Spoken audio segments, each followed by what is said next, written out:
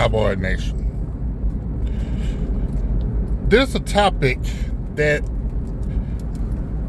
is growing like a wildfire. I see why, but I think it's a false flag. It's Deion Sanders coming to the Cowboys for 24-25 season. No, sorry, 25 season after he leave Colorado. Now, the problem that I have with that, there's no guarantee that Deion is leaving Colorado. Who says that Deion was leaving Colorado? Yes, his boys are leaving, going to NFL. Hopefully they'll have a good career. But Deion didn't say he was leaving. And of course, the rumors were when he was at Jacksonville, was he leaving, going to Colorado, which he did. Because the fact that Jackson State, I said Jacksonville, my bad.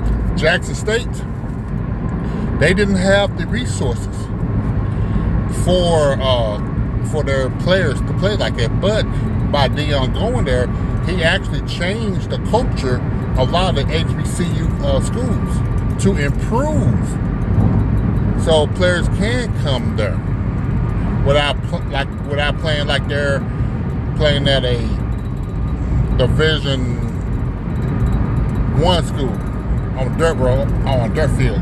But anyway, Deion has turned Colorado culture around.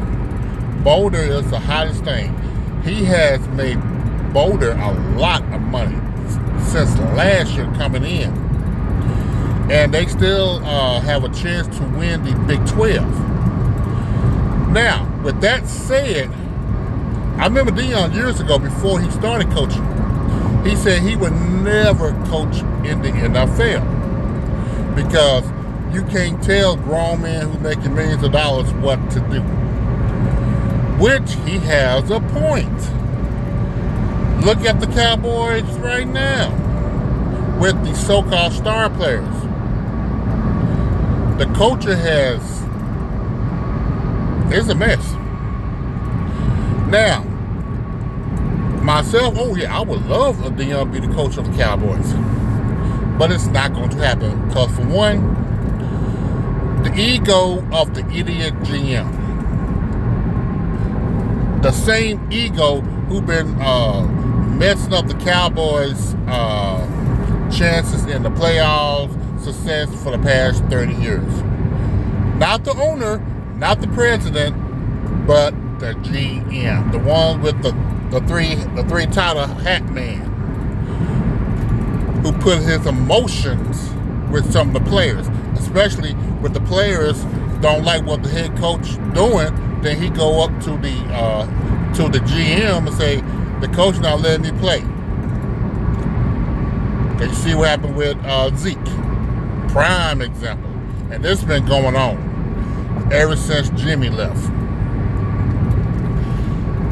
That's why Parcells left, because he got tired of Jerry Jones keep meddling instead of just staying in his spot.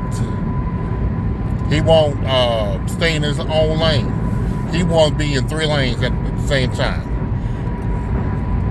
Really, I don't see any coach who wants to, like Parcells say, if I'm doing the cooking, I need to buy the ingredients. Jerry is not going to allow that. Not until either Steven or he just faces that his way is not going to work no more. I know a lot of people say Jerry got to die first, but I'm not saying that. That's bad karma. But what I'm saying is, it's time for Jerry to be put out in the pasture. Yes, I am saying that. Somebody need to step up. But as far as Deion coming here, It's a wishful thinking. And matter of fact, I also heard Mike Vrabel name popped up. I'm not even mentioning the other man who y'all wants to from New England. Nah, that man too old. That man 72 years old. Nah. We need a young, fresh-minded head coach. We also need a young general manager who's an asshole. We know this team don't need a general manager who's player friendly. They need a general manager who's an asshole, who don't care about the players' feeling, and that's a problem with majority of the ownerships and the general manager in the NFL. If you notice the teams that's winning, I guarantee they have a GM who's an asshole or a head coach that's an asshole, especially if the players are not doing what they're supposed to do. The other teams that's barely barely losing, or not barely, but they are losing, they're player friendly. There's a big difference. Yeah, at this time you can have a player friendly head coach, but that only can work for so long. Just like with an asshole head coach, that can only work for so long. You got to have a balance there. Get a system, stick with it. But yeah, I would love for Deion to be here, but it's not going to happen.